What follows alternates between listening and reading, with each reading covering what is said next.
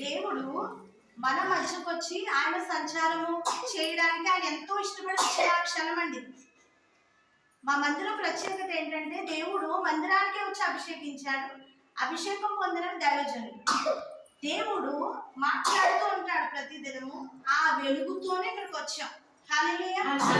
మరి దేవుని మాట మీకు రెండు మాటలు చెప్తాం. హల్లెలూయా. ఇది నన్ను బట్టి కాదు, నా మాట కాదు, ఇది కేవలము దేవుని మాట. దేవుని మాటలో 128వ కీర్తన మొదటి వచనంలో యెహోవా యందు భయభక్తులు గలవాడు ఎవడంట ధన్యుడు, అతడు ఇలాగూ ఆశీర్వదింపబడు. హల్లెలూయా.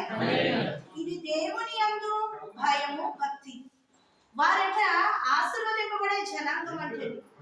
ఈ విధంగా ఈ గృహం ఓపెనింగ్ చేయడం దేవుని ప్రణాళిక, దేవుని నిర్ణయం, దేవుని సంకల్పం, దేవుని యొక్క ఆలోచన, దేవుని యొక్క ఆలోచన, దేవుని యొక్క ఉచితమైన కృప. కాబట్టి మనం అంతా ధన్యులం. వీరికి సంతోషాన్ని ప్రభు ఇచ్చాడు. హల్లెలూయా. ఇది దేవుడిచ్చిన సంతోషమే. గృహం అనే విత్తనము పితరులు వేసేది, ఆ గృహం పొందుకోవడం దేవుని కృప. దేవుడు ఆశీర్వదించాడు. దేవుడు ఆశీర్వదించడం ద్వారా ఆ మనుష్యుడు గొప్పవాడయ్యాడు. ఇస్సాకును దేవుడు ఆశీర్వదించాడు, అబ్రహామును దేవుడు ఆశీర్వదించాడు, యాకోబును దేవుడు ఆశీర్వదించాడు, దావీదును రాజుగా చేశాడు. సర్వోన్నతుడు, సర్వాధికారి, పరిశుద్ధాత్మ దేవుడు మన మధ్య సంచారం చేస్తూ ఉన్నాడు. మరి మా బాబాయ్ గారు, పిన్ని గారు, సాయిబాబు గారు వారు మాకు ఈ విధంగా ఈ గృహ ఓపెనింగ్ కోసం చెప్పినప్పుడు ప్రత్యేకంగా ప్రార్థించాం. దేవుని దృష్టికి ఈ గృహాన్ని తీసుకెళ్ళాం. దేవుని దగ్గర ఈ మనుషులను పెట్టాం. ప్రభా, నీ చిత్తాన్ని, నీ యొక్క మాటను బయలుపరచమని. మరి పరిశుద్ధాత్మ దేవుడు బయలుపరిచిన మాట గుమ్మం దగ్గరే మీకు చెప్పేశాం. కలిమియు సంపదయు ఇంట ఉండునని. హల్లెలూయా. మరి ఈ గృహానికి దేవుడిచ్చిన వాగ్దానం, మా నోటి వెంట వచ్చిన ప్రతి మాట నెరవేర్పే. సాక్షులు ఇక్కడ ఉన్నారు. మా బాబాయ్ గారు, పిన్ని గారు ఇక్కడ సాక్షులు. ప్రతి మాట పొండిపోలేదండి. దైవ సన్నిధిలో ఉన్న ప్రతి మాట నెరవేర్పే. అలాగే ఈ మాట నెరవేర్పే. ఈ యొక్క కలిమియు సంపదయు దేవుడు ఇక్కడ ఉంచుతానన్నాడు. అలాగే యజమానుడి యొక్క రెక్కల కష్టార్జితాన్ని దేవుడు ఆశీర్వదిస్తాడు. ఆమె భార్య ఫలించు ద్రాక్షావళి. ఫలించడం దేవుడి చిత్తం, దేవుడే ఫలింపజేయువాడు. ఫలించు ద్రాక్షావళి ఆమె భార్య. హల్లెలూయా. ఒక మాట చెప్పాలి మీకు, ఈమె ఫలించని కొమ్మ కాబట్టే వారి భర్త గారి గృహం కొన్నారు. హల్లెలూయా. అంతే కదండి. భార్య ఫలించని కొమ్మగా ఉంది కాబట్టి, ద్రాక్షావళి వల్ల ఉంది కాబట్టి ఈ సంతోషంలో మనం అంతా ఉన్నాం. భర్త గారిని దేవుడు దీవించాడు. హల్లెలూయా. అలాగే వీరి పిల్లలంటే ఒలీవ మొక్కలు. వీరు వారి భోజన బల్ల చుట్టూ పిల్లలు ఒలీవ మొక్కల వల్ల అంటారు. ఒలీవ మొక్కలు ఎప్పుడు వాడిపోవాలి. ఒలీవ మొక్క వాడిపోదటండి. అది ఎప్పుడు కూడా వాడబారని జీవితం దాన్ని. మరి ఈ బిడ్డలను దేవుడు చక్కని రీతిలో పెంచి పెద్ద చేస్తాడు. అబ్రహాముతో చేసిన నిబంధన, ఆయన యాకోబు, ఇస్సాకు, యాకోబుల దేవుడు ఆయన. ఆయన మాట్లాడే దేవుడు ఆయన. పరిశుద్ధుడు, మహోన్నతుడు ఆయన. నువ్వు ఎన్ని బొమ్మలకు పూజలు చేసినా ఏం మాట్లాడవు, యేసే మాట్లాడతాడు. ఆయన దేవుడు గొప్పోడు, ఆయన మాట్లాడే దేవుడు అండి. మరి ఈ బిడ్డలకు వారి పిల్లలు వారి భోజన బల్ల చుట్టూ ఒలీవ మొక్కల వల్లే ఉంటారట. ఎక్కడి నుంచి వస్తుందంటే ఆశీర్వాదం అంటే సియోనులో నుండి, అంటే పరలోకం నుండి వస్తుంది. పరలోకం నుండి వీరి జీవితానికి ఆశీర్వాదం వస్తుంది. వీరికేనా మనందరినీ దేవుడు దీవిస్తాడు. ఈ సంతోషాన్ని దేవుడు మనకి ఇచ్చి ఉన్నాడు. వీరి పిల్లల పిల్లలను వీరు చూస్తారట. హల్లెలూయా. దేవుడు కలిమి సంపాదిస్తే ఒక గృహం కాదు. దేవుని చిత్తం అయితే మళ్ళా మేము వచ్చి ఓపెనింగ్ చేస్తాం. హల్లెలూయా. దేవుని మహాకృప.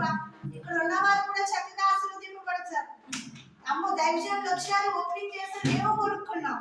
హల్లెలూయా. మరి మా బాబాయ్ గారికి ఏదో ఫోన్లు వెళ్తే రమ్మనండి. దేవుని ఆశీర్వాదం ఎలా ఉంటుందంటే మనిషి ఇవ్వలేడు. దేవుని ఆశీర్వాదము ఆయన ఎంతో గొప్పదండి. యెహోవా ఆశీర్వాదము ఐశ్వర్యం. హల్లెలూయా. 128వ కీర్తన వీరి జీవితంలో ఆశీర్వాదకరముగా వీరు రక్షణానందం పొంది ఇది దేవుని ఆశీర్వాదపు గృహముగా ఉన్నది గాక. దేవుని యొక్క ఈవులనిచ్చే గృహముగా, ఆశీర్వాద గృహముగా దీవెనల వర్షము కురియు గృహముగా, దేవుడి కృప నిత్యము ఉండే గృహముగా ఆశీర్వదింపబడి దీవింపబడి వంటగదిలో ఆమె కొట్లలో ధాన్యం సమృద్ధిగా ఉండను గాక. ఆమె గాలులలో కొత్త ద్రాక్షారసము పైకి పొరలే అనుభవం దేవుడిస్తారు. హల్లెలూయా. అతి దీవెనకరమైన జీవితం వీరికి వీరి కుటుంబానికి ఇక్కడ ఉన్న మనందరినీ ప్రభు దీవించి ఆశీర్వదించును గాక. మరి ముగింపు ప్రార్థన మరి దైవజనులు చేస్తారు. అందరూ కన్నులు మూసుకుందామండి. ఆశీర్వాద ప్రార్థన. సర్వశక్తిమంతుడా, సర్వాధికారి నీకు స్తుతులు చెల్లిస్తున్నాను అయా. ప్రభాతని ఈ యొక్క గృహము ప్రారంభించడానికి నువ్వు కృప చూపించు. నీ వాక్యంలో సెలవిచ్చినట్టుగా యెహోవా నా కాపరి, నాకు లేమి కలుగు. ఈ గృహానికి నీవు కాపరి అయ్యా ప్రభాతని.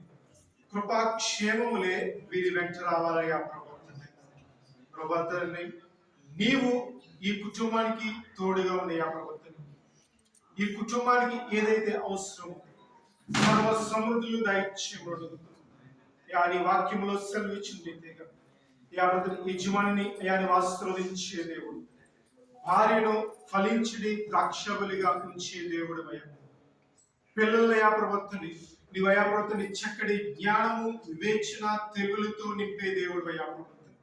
ఈ కుటుంబాన్ని నువ్వు బలపరచమని అడుగుతున్నావు అయా ప్రవర్తని. మరి కూడి వచ్చిన అయా ప్రతి ఒక్క బిడ్డ నీ చేతులు పెడుతున్నాడు. జీవన్ గారి తల్లిదండ్రులు అయా ప్రవర్తని, ఆ సహోదరి యావతని తల్లిదండ్రులు సూర్యుని వారి భార్య నీ చేతిలో పెడుతున్నాడు. కూడి వచ్చిన బంధువులందరూ నీ చేతిలో పెడుతున్నాడు.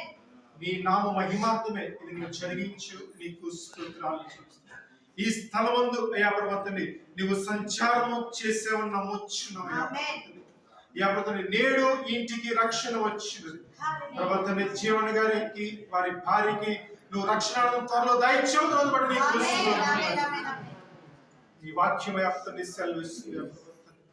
నీ వాక్యంలో నువ్వు సెలవిచ్చింది యెహోవా ఆశీర్వాదము ఐశ్వర్యం ఇచ్చిన ఈ కుటుంబానికి నీవయాపతని దీవెనలు కుమరించమని అడుగుతున్నాం.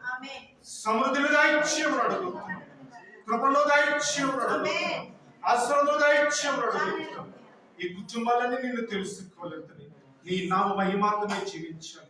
వీరికి నువ్వు బహుమానం గృహాన్ని ఇచ్చే ప్రభావం నీ దైవజనాలు సెలవిచ్చినట్టు ఇంక నువ్వు నూతన బహుమానం వరకు దాయించు.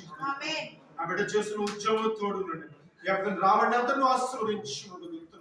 సహోదరుని కాపులు ఉంచింది. పిల్లల్ని పెంచి పెద్ద వచ్చేవాడు. దేవుడి దయందడం మనుష్యుడైన పెంచి పెద్ద.